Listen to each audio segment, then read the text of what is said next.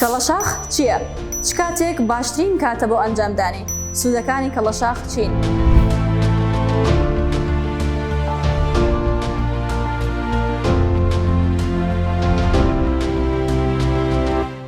کەڵەشاخ بریتیە لە خوێنهێنان لە بەشەکانی جەستە، ڕاکێشانی خوێنەکە بەکوب.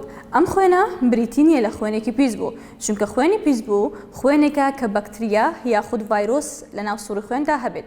ئەم خوێنە بریتیە لە خانە مردووەکانی ناوخوێن کە دەخرێنە دەرەوەی سووری خوێن و هەروەها مادە ژەهراویەکانی ناوخوێن کە لە ژێر پێستدا دەنیشن و کەڵەکە دەبن، بەتایبەت لە نێوان شان و ملدا و هەروەها بەشی خوارەوەی پشت.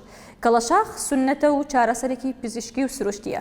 باشترین ڕۆژ بۆ ئەنجامدانی کەڵەشاخ ڕۆژەکانی 17 و 19 و 21 مانگی عەرەبیە و هەروەها زانست ئەوەی سەلماندووە کە وەرزی پاییز بە باشترین وەرز دادەنرێت بۆ ئەنجامدانی، لەبەرەوەی وەرزی پاییز وەکو وەرزی بەهار وایە کە شوهەوا لە گەرمێکی کەمدایە.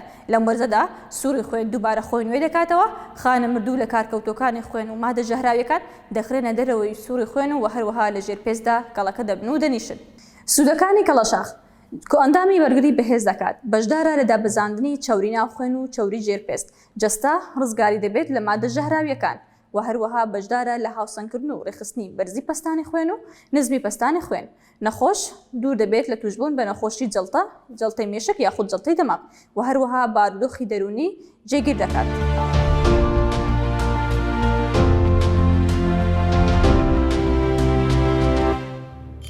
میهرەبانی، دڵسۆزی و لێزانی.